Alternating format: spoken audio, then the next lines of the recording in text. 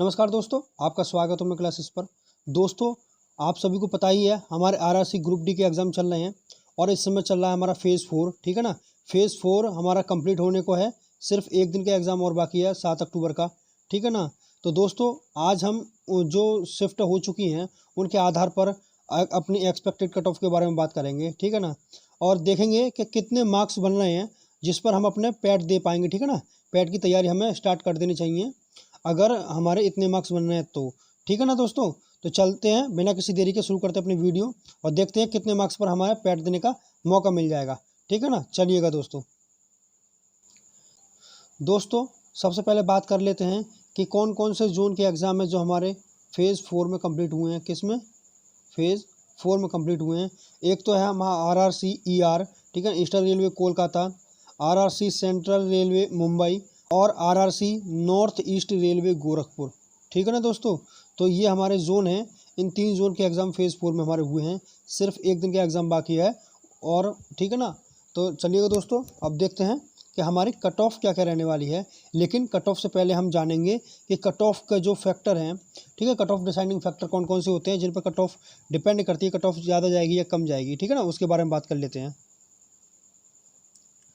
तो दोस्तों, जो प्रमुख फैक्टर हैं, जो मेन फैक्टर हैं, वो ये हैं कि वैकेंसी कितनी है उस जोन में, ये डिपेंड करता है, और एग्ज़ाम का लेवल कैसा आ रहा है ये डिपेंड करता है, और उस एग्ज़ाम में अटेंडेंस कितनी रह रही है बच्चों की ये भी डिपेंड करता है। ये मेन फैक्टर हैं किसी भी जोन के कट ऑफ डिसाइड करने के लिए।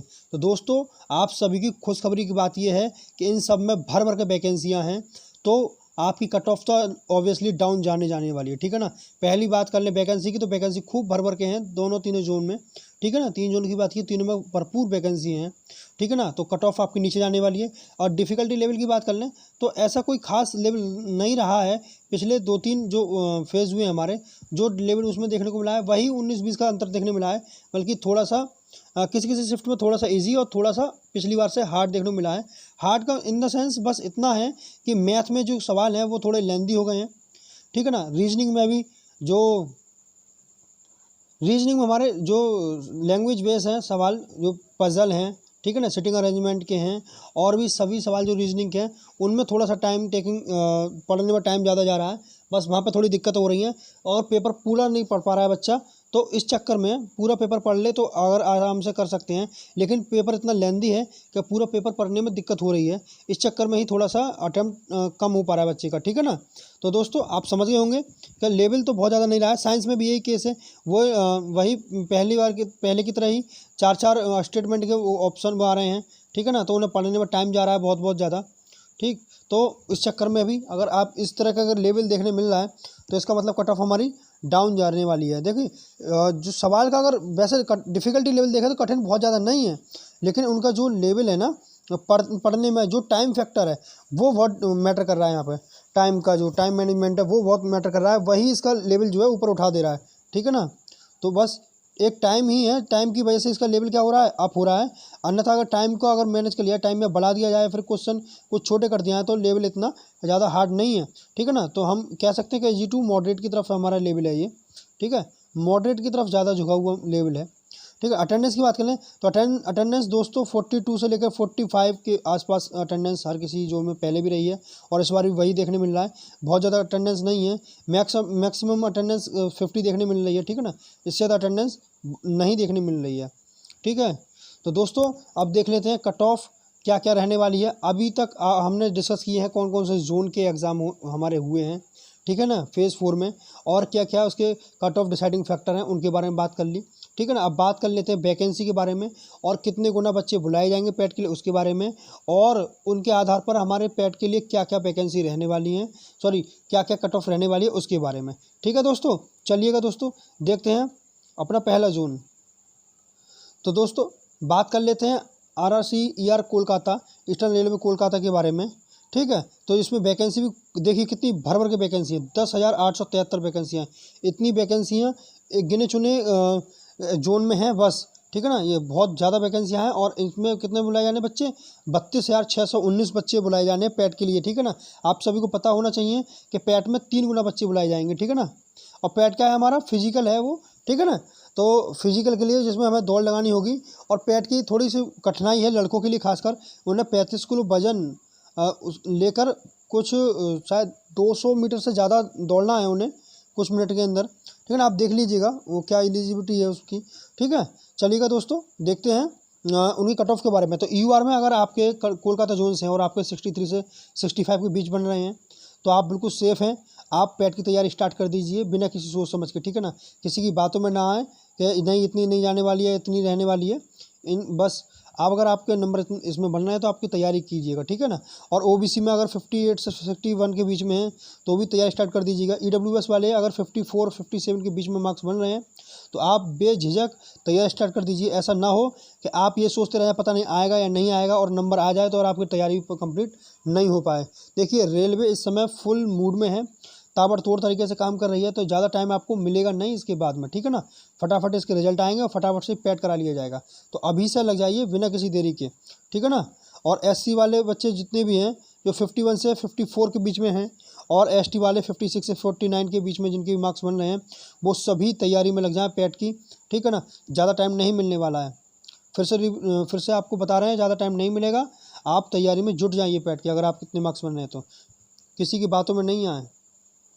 बात कर लेते हैं मुंबई जोन की। तो मुंबई में भी देख लीजिए भर भर के वैकेंसी, इसमें अभी 9345 वैकेंसियाँ हैं। इनके 3 गुना कैंडिडेट बुलाए जाने हैं पैट के लिए, जो बनते हैं 28,035 बच्चे, जो बहुत ज़्यादा संख्या होती है ये, ठीक है ना। तो इसकी वजह से भी इसमें भी कट ऑफ डाउन ही जाने वाली है। किसी की भी कट ऑफ 65 64 से ऊपर नहीं जाएगी, ठीक है ना। इतने ही कट ऑफ रहेगी मैक्सिमम, ठीक है। तो यूआर कैटेगरी के लिए 61 से 64 बन रहे हैं तो आप बेझिझक तैयारी स्टार्ट कर दीजिएगा। ओबीसी में अगर आपके 57 से 60 बन रहे हैं तो आप इसमें भी तैयारी स्टार्ट कर दीजिएगा। और ईडब्ल्यूएस में 54 से 57 बन रहे हैं तो भी तैयारी आप स्टार्ट कर दीजिएगा। और एससी में अगर आप हैं और आपके बन रहे हैं 50 से 53 के बीच और एसटी में आपके बन रहे हैं 45 से 48 के बीच, तो आप सभी कैंडिडेट अगर इस रेंज में आ रहे हैं जो हमने बताई है तो आप बिना किसी देरी के पैट की तैयारी स्टार्ट कर दीजिएगा अभी से। रेलवे बहुत कम टाइम देने वाला है, आपको ज़्यादा टाइम नहीं मिलेगा। फिर आपको ये लगेगा अगर हमें थोड़ा सा पहले ही पता चल जाता कि अगर हम सिलेक्ट होने वाले हैं तो हम अपनी तैयारी अच्छे कर लेते। तो ये कभी कोई बहाना नहीं होता है, क्योंकि एक बार अगर वैकेंसी गई हाथ से तो बहुत लंबे समय के लिए हाथ से चली जाएगी, ये ध्यान रखें, ठीक है ना। तो इस रेंज में अगर आप हैं तो आप अपनी तैयारी लग जाइए अपने पैट की तैयारी में, ठीक है ना। चलिए देखते हैं नेक्स्ट जोन के बारे में। नेक्स्ट है हमारा NER गोरखपुर, ठीक है दोस्तों। तो NER गोरखपुर में भी वैकेंसी काफ़ी अच्छी है, ठीक है ना। कंपैरिजन में तो थोड़ी कम है लेकिन काफ़ी अच्छी वैकेंसी होती है। 4000 वैकेंसी काफ़ी अच्छी होती है। 4002 वैकेंसियाँ हैं जिसके 3 गुना बच्चे बुलाए जाने हैं, तो 12006 बच्चे अभ्यर्थी बुलाए जाएंगे जो पैट के लिए शॉर्ट लिस्ट होंगे, ठीक है ना। तो पैट के लिए जो यूआर की कट ऑफ रहने वाली है गोरखपुर के लिए वो रहने वाली 62 से 65, ओबीसी के लिए 58 से 61, ईडब्ल्यूएस के लिए 55 से 58 और एससी वाले अगर कैंडिडेट के किसी के 51 से 54 के बीच बन रहे हैं और एसटी वाले कैंडिडेट के किसी के 47 से 50 के बीच बन रहे हैं, तो ये सभी कैंडिडेट, ठीक है ना, बिना किसी दुविधा में पड़े, बिना अपने मन को विचलित किए इधर उधर सीधे पैट की तैयारी में लग जाएं। आपकी नौकरी पक्की है, ठीक है ना। आपको पैट का मौका देने ही मिलेगा। अगर आपके फिजिकल में कोई और कमी नहीं है, मेडिकल में कोई कमी नहीं आती है, अगर आपके डॉक्यूमेंट्स में कोई कमी नहीं है तो आप ग्रुप डी की नौकरी पा जाएंगे, ठीक है। चलिएगा दोस्तों, तो ये तो रही कट ऑफ की बात, ठीक है ना। आप सभी को एक बात और पता चले, ये पैट की कट ऑफ बता रहे हैं। अगर आपको फाइनल सिलेक्शन की तरफ बढ़ना है तो आप ये समझ लीजिए आप इसमें 4 से 5 नंबर और ऐड कर दीजिएगा, बस ये मैक्सिमम है। इससे ज़्यादा कट ऑफ ऊपर नहीं उठेगी फाइनल में, ठीक है ना। तो डीवी के लिए कॉल आ जाएगी और उसके बाद अपने फाइनल सिलेक्शन हो जाएगा इसके लिए, ठीक है ना। 4 से 5 नंबर अगर किसी भी जहाँ भी कट ऑफ लाई करती है उससे 4 से 5 नंबर अगर आपके एक्स्ट्रा हैं तो आप निश्चिंत हो जाइए, आपको कोई रोकने वाला नहीं है कि आपकी ग्रुप डी में नौकरी नहीं लगे, ठीक है। तो दोस्तों साथ साथ देख लेते हैं एक्स सर्विसमैन और PWD की भी, ठीक है ना, PWD की कट ऑफ भी। तो एक्स सर्विसमैन में यूआर की कैटेगरी के लिए सभी जोन के लिए देखिए एक्स सर्विसमैन तो मिलते भी नहीं हैं, इनकी सीटें खाली रह जाती हैं और इनकी सीटें फिर SC OBC वालों को, SC ST वालों को देनी पड़ती है, ठीक है ना। तो देख लीजिएगा दोस्तों, यूआर की जो कट ऑफ जाने वाली है वो 40 से 42 और OBC के लिए तो बस पासिंग मार्क्स ही हो जाए, ठीक है ना। 2 से 34 के बीच में अगर हैं तो काफ़ी हैं। और EWS अगर किसी के 40 भी बन रहे हैं ना, उससे कम है 40 तक बन रहे हैं तो पूरी तरह से सेफ़ है। SC वाले 31 से प्लस, अगर 31 या 31 से प्लस मार्क्स हैं, और ST वाले भी 30 या 30 से प्लस हैं तो पूरी तरह से सेफ़ हैं।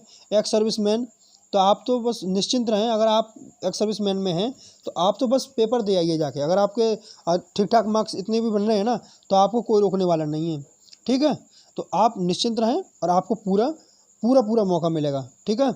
ये पैट के लिए थी, और इसमें अभी आपने वही +4 या +3-4 कर लीजिए, आप ज़्यादा मत कीजिए, आपके लिए तो इतना ही काफ़ी है।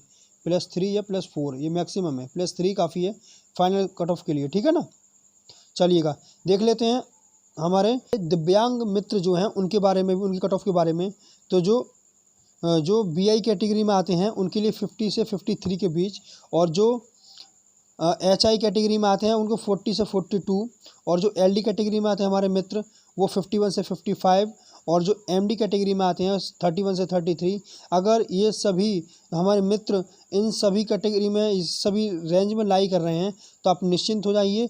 और इनका एक बात और, इनका DB नहीं, इनका पैट नहीं होगा, इनके लिए डायरेक्ट DB के लिए बुलाया जाएगा। तो ये है इनकी DB की कट ऑफ बताई जा रही है। अगर आपके इतने मार्क्स बन रहे हैं तो आप DB के लिए निश्चित तौर पर आप सिलेक्टेड हैं, ठीक है ना। आपकी फाइनल भी आपको जो है फाइनल सिलेक्शन आपको कोई नहीं रोक सकता है, ठीक है ना। तो आप बेफिक्र होकर निश्चिंत हो जाइए, अगर आपके हैं तो बस आप इंतजार कीजिए DB की कॉल का, ठीक है ना। चलिएगा दोस्तों, तो यही हमारी कट ऑफ थी, और उम्मीद करते हैं आपको सारी बात समझ में आई होंगी। और आज की आपको ये कट ऑफ एनालिसिस आपको कैसी लगी, आप ये कमेंट बॉक्स में ज़रूर बताएं, और चैनल को सब्सक्राइब जरूर कर लें दोस्तों, ठीक है ना। चैनल को सब्सक्राइब कर लें, और वीडियो को लाइक ज़रूर कर दें, ठीक है दोस्तों।